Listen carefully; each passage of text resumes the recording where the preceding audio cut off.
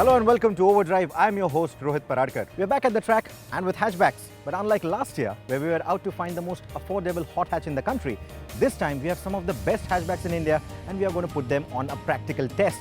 Now those of you who are new to the Overdrive show, well, we keep doing a mega hatchback test every now and then where we take various hatchbacks from various segments and then compare them on various aspects like the practicality, the urban usability and even the safety, which can make all the difference. So let's take a look at which are the contenders for this time. At the entry-level end are newcomers, the Quid and the redi-Go, who will lock horns with the oldies, the facelifted Alto 800 and the Tata Nano. Unlike the last time though, this one is with an automated manual transmission. In the mid-spec are the refreshed Toyota Etios Leva, the new Ford Figo and the OD Hatchback of the Year, the Tata Tiago. At the premium end are the trio of the feature-packed Elite i20, the fun-to-drive Baleno and the king of space, the Honda Jazz. If your favorite car isn't listed here, it is either because it is due for an update, or is too old already, or simply because it refused to come out and play. These contenders will be put through some of the tests that we don't conduct often, and providing us the space and the safe environment to carry out these is Mr. Gautam Singhania, who has loaned us his backyard playground. We also have a heady mix of people from the Overdrive team and friends who aren't generally aroused by automobiles. This sort of covers all perspectives. And because we are a big, happy family, let's begin with testing the cabin space. For this, we have 5 people representing various sizes. We have Lijo here, who as you can see is the tall one. We have Donald, who is the broad one. Pradeep representing the short. Vivek, who's the average-ish Indian. And finally Sohini for the Indian ladies. Well, it's time to squeeze them in. It was a tight squeeze indeed, but we love traveling together, don't we? And so we asked our boys and the girl to cram themselves in and score each car on a scale of 10. There were some cars that impressed us as expected, but then there were some pleasant and unpleasant surprises that the other hatchbacks had in store.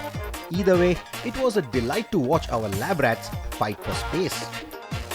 Whenever I'm in a car, I'm always in the driver's seat. This was the first time I have been in the back seat of 10 different hatchbacks from different manufacturers. And I love the i20 and I expected it to win in terms of space. But it was disappointing to know that the space at the back is not so good, especially for the shoulders. The Jazz, it's like really spacious. There's lots of space for your knickknacks and there's lots of space for your passengers and everyone. As a driver, I'm happy about the way the Jazz can accommodate my frame as well as some more. The Quid, on the other hand, was so bad getting in and getting out. There's no knee room and shoulder room, so the 3 of us were totally cramped. The redi-Go that you see here is not at all spacious. Agreed, it has a tall boy design, but unfortunately due to the lack of the seat travel for the driver, there's not much space to play around with.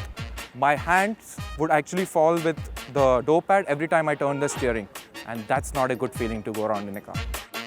Unsurprisingly, the Jazz came out on top in the large hatchbacks, while the Etios Leva, despite sitting in a lower segment, pipped the Elite i20. In the entry-level hatchbacks, the people's car, the Alto 800, showed us why it is a favorite, offering better shoulder and knee room than the Quid and the redi-Go. The Nano did score an 8, but that's only with 4 people in the car as it doesn't have a seatbelt for the 5th. So for a 4-seater, it does its job quite well.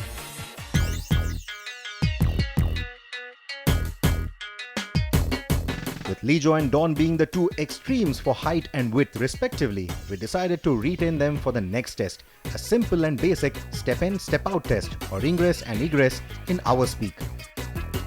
Seat height, hip point, the size and the design of the door frames, the door opening angle, they all define how easy or cumbersome the simple process of getting in and out can be. The tall boy cars had an advantage, while cars with spacious cabins weren't necessarily great on ingress or egress. Toyota has packaged it very nicely so that you can just get into the car and just get out without having to crunch or crouch or anything of that sort.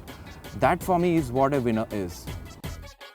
The Tiago was a problem with the height. I had to lift my leg too much. As usual, the Jazz was very comfortable getting in and out. Despite its tall roof, the redi-Go was the worst to get in and out of for our giants thanks to the limited front seat travel. Its peers like the Alto and the Quid didn't score too well either. The Nano, however, was surprisingly good, tying for the second place with the Elite i20 and the Baleno, the premium hatchbacks. The Jazz scored top points again with its tall roof, wide door openings and generous seat travel. With the cabin space and the comfort tested then, it was now time to see how much of the family's luggage each car could carry. So now that we fit the people inside, it's time to fit their luggage. For this, we've got bags of different sizes, each with different points. To begin with, we've got the really big one, which is 10 points. Then we have 7, 5, 3, 2, and as a bonus, we have these chairs, which we can, let's see how much of these we can fit in. And we'll start with the smallest one, the Nano. The Nano's rearward mounted engine gave it the least score on the boot space test, but at least it has a boot now. Despite its entry-level proportions, the Quid was the big surprise, pipping cars from a segment higher. The Jazz and the Baleno made mockery of this test, gobbling up all the luggage that we had brought along and still leaving room for more. While their scores were tied, the Honda edged ahead with its more convenient low loading lip.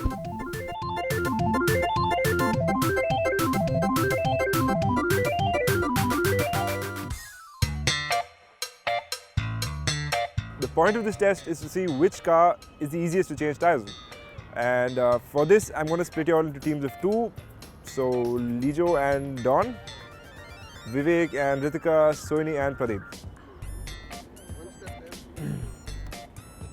So each of you all will have 3 cars, one from each segment. So for example, there will be the redi-Go, the Figo and the Baleno for one team. And but before we go ahead, I must ask you all this. How many of you all actually know how to change a tyre? Don, you really? Really? Okay. I believe you. But for the sake of the others, I'm going to give you all a quick recap on what you all should go about doing. Just to be clear, the timer starts as soon as the boot door opens. This test was meant to find out which car is designed most ergonomically when it comes to changing a tyre. Though we don't notice it often, the placement of the tools, the ease of removing and replacing the spare wheel, and the right way to use the jack can all make a lot of difference when you're stuck on the side of the road with a flat tyre. The Alto came out victorious with its tools placed exactly where you expect them to be. Although not the fastest, the Jazz was an example of how neatly the tools and the spares should be packed in. The Baleno was the exact opposite. Baleno was, I think, the toughest because the jack was it was hidden somewhere, which becomes very difficult to find because when you have a flat tire, you're a little out of sorts. So in fact, we took a really long time in finding the jack. The tire was extremely heavy, so we had to lift it up ourselves and then try to screw the tire back on. So we had problems with Baleno. The jack was intelligently designed in the Figo, making it one of the high scorers of this test, while the jack in the Leva was just hard to find. In terms of the Toyota Etios Leva, the thing was I didn't expect that the jack would be under the front left seat. It would have been much better if it would have been kept somewhere in the boot. But otherwise it's okay. And of course in the Nano we lost a fair amount of time because the spare wheel is on the front side of the car where usually one expects the engine to be. So yes, taking the tire out from there and then keeping it back in, and then you have to screw it back in. So yeah, that was I think quite a lot of challenge, and we lost a fair amount of time. It's a good idea to understand the process and the tools beforehand to make this a quick do-it-yourself fix than having to call in roadside assistance. And speaking of assistance, so guys, I hope that was a lot of fun, removing the tire, putting it back on, winning, losing, penalties. Anyway, so the team activities don't end here. We have one more test where you will work together as a team, or maybe not. What we need you to do is, every team nominates one person for this test. The test is something that we do almost every day in a city like Mumbai. It is the parallel parking test. So the box that you're standing inside, that is where you're going to park or attempt to park a car. And it has to be inside the box. If it's outside, we will penalize you. If your team member helps you park, we will penalize you. If you hit any cone, we still penalize you. But then you have been doing it on a everyday basis, I hope, and it should be very easy, just the way the puncture thing was. So let's get ahead and do it. This test wasn't as simple as it sounded. All-round visibility, the size of the rearview mirrors, and the presence of any parking gates all played an important role. I had to park the Honda Jazz. Now, of course, that is a very long hatchback, and I was worried about how I would manage the parallel parking. But once I got the sense of the hang of how the reverse parking works, it was very simple to park that car. And the best feature about that car is that it has multiple angles. You can change the angles to the reverse camera. So that's a boon for any person who is parking in the city. The three cars that I had to parallel park today included the Tata Tiago, the Alto 800 and the Hyundai Elite i20. Of all the three cars here, I found the Elite i20 to be the easiest to park, primarily because it has parking aids like a reverse parking camera and sensors. Parking aids do help, but how accurate they are is just as important. The Toyota Etios Liva as a hatchback is slightly bigger in dimensions, so I was a bit skeptical about parallel parking that car. But the moment I started parking, the parking sensors would go off, and it was a little misleading because I thought that I would be hitting the cones pretty soon, and it just gets very aggressive after a point. So you don't know, whether you're going in the right direction or the wrong. So that wasn't the easiest of the cars to park. Despite the lack of any sensors, the tall boy city cars like the redi-Go and the Nano were quick and easy to park thanks to their small dimensions. The Nano in fact was the quickest of this test, while the Figo was the slowest. Ford Figo was relatively easy to park, but the mirror, the side mirror, my left side mirror, it was inadequate. There was an angle which I couldn't see from the mirror despite adjusting it from inside. Also, I think parking sensors, if not a camera but a parking sensor, should have definitely helped parking.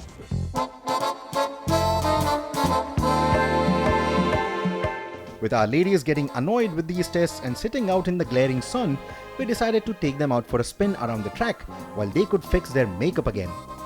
So what we have up next is called the lipstick test, and it's not because I'm vain, but because all our tests have been designed to be a little on the fun as well as the extreme side.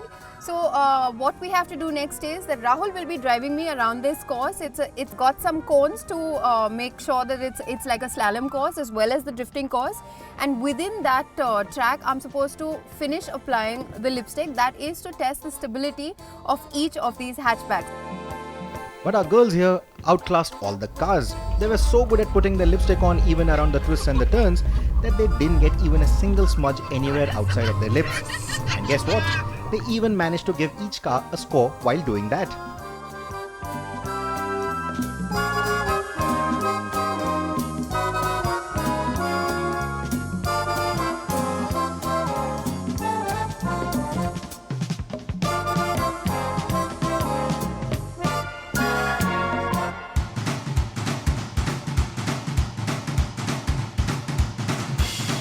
And this is where the tests get a little sporty. What you see behind me is a slalom course. We have 6 cones set at a distance of 10 meters from each other, and the cars go around it. The idea behind a slalom test is simple: to find out the grip levels and the stability of the car during quick side-to-side transitions. It was a timed run, and the clock would start ticking as soon as the car passed a marker cone and would stop when it completed the course and came to a complete halt at the designated spot. Entry speed was fixed at a 65 km an hour, which was a feat in itself for some cars like the Nano. Since the course was quite small, we knew that the difference in timing would be in milliseconds, so we ran each car 4 times and picked out the best timing. The Figo reclaimed its previous losses by scoring high in the dynamics department and was in fact the only car to do this feat under 10 seconds. The Baleno had impressed us in our track comparo as well and repeated that feat around the cones too. The i20 displayed amazing slalom manners as well, despite its vague steering. redi-Go was not only the slowest, but also the scariest, needing me to recheck on my accident insurance before repeating the runs. But that wasn't all. we had an even scarier test in store.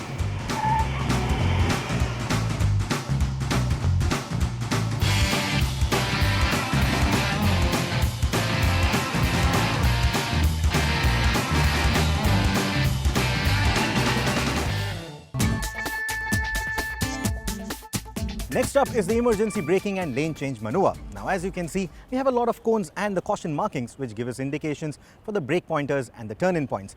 However, in the real world, you're not going to have these, and the real roads that we have are going to throw a lot of surprises at you. So let's see what hatchback does the best and the most efficient braking, and I hope that we do not injure any mannequins in the making of this video. And I genuinely hope they're insured too. We set the entry speed at 65 kilometers an hour again and gave each car 15 meters between the mannequin and the braking point to carry out the emergency braking and lane change maneuver. More speed, more speed, more speed. Ooh, mannequin! It was a test of the efficiency of the anti-lock brakes, steering response, grip from the tires, and any other stability system engineered into the car. That's the whole idea of this test, stepping on the brakes and then changing direction. The Jazz and the Baleno outclassed the others with their excellent and predictive brakes, communicative steering, and a good body balance. The feel of the brake pedal is perfect. You know exactly where it's going to bite. Very confidence inspiring. The lever and surprisingly the Tiago were the next big scorers. The lever's dynamics were sorted and the brakes efficient. However, they lacked the feedback of the winning cars. The Tiago could do with lesser pedal travel, but impressed us for its size and price. The Figo's dynamics were great again. However, the brakes felt very spongy and offered very little feel. This was the same case with the wooden feel of the Elite i20's brake pedal. Add to it the wake steering, and the i20 made us feel the least confident in this test. Finally, it was time for the entry-level cars, none of which came with anti-lock brakes. Each one of them locked its wheels, making direction change impossible, and therefore all of them scored a 0. This mannequin is lucky. Or as they say in India, I think he left his home saying all his prayers. Some of them stopped just in time thanks to the light weight, and some just couldn't avoid the collision. Hey!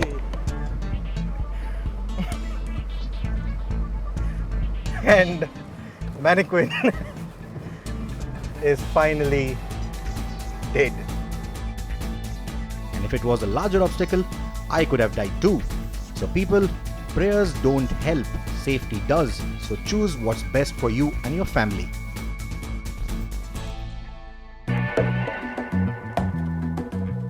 So the whole environment has gone dark, and that is what we are waiting for, because this is the final test of the evening. This is the headlamp test, where we are going to put the car through a test for the maximum visibility that it can offer at night. Headlamps have come a long way in terms of technology. We have gone from halogen to xenon and now LEDs. But how effective they are depends a lot on how they have been set up. Like in an eyesight test at your local optician, we set up a standee with random alphabets cut out on reflective stickers and pasted on it. What I like about the Toyota Etios right away is the headlamp adjustment, the throw adjustment switch. A lot more leverage than most of the others. I can get it precisely where I want it. I'm not sure if the throw is all that great. Seated in a stationary car after dark, I had absolutely no idea of what the sequence of the alphabets was, and Rahul was randomly asking me to identify a particular alphabet from each line. First alphabet from the right. That is an S. Yep. In the next line, again, first alphabet from the right. That's a K. Correct. In the next line, the second alphabet from the left. What next line? The Alto was surprisingly good, outclassing some of the better equipped cars like the Baleno and the i20 by a decent margin. Initial impressions, big surprise. This is the 10 lakh rupee Baleno with the projector lamps and whatever, and the throw is actually worse than the Alto, which is the cheapest car that Maruti sells. The bottom line is completely eliminated. The second line is not even barely eliminated. I can't see anything. Scoring the highest was the Jazz, which almost eliminated the third line of alphabets as well.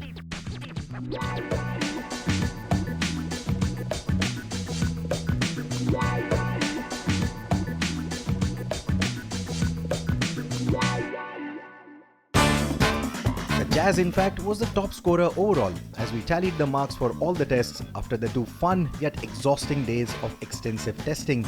Though pricier than its peers, the Jazz still proves to be the more valuable buy with everything that it has to offer as a package, from safety and features to space and comfort. In the mid-size hatchback space, the Tiago proved once again why it won our Hatchback of the Year award. Achieving a nice balance between price and practicality, it edges ahead of the Etios Leva and outclasses the Figo. Moving to the entry-level category, the People's Champion remains unbeaten. Though the Quid won our comparison against the Alto, this Maruti Suzuki scores high on practicality and remains a fun-to-drive car. Safety is paramount and neither of these entry-level contenders score any love in my books. Nevertheless, we hope that this mega test was an eye-opener for you on various levels and in the end helps you make an informed buying decision.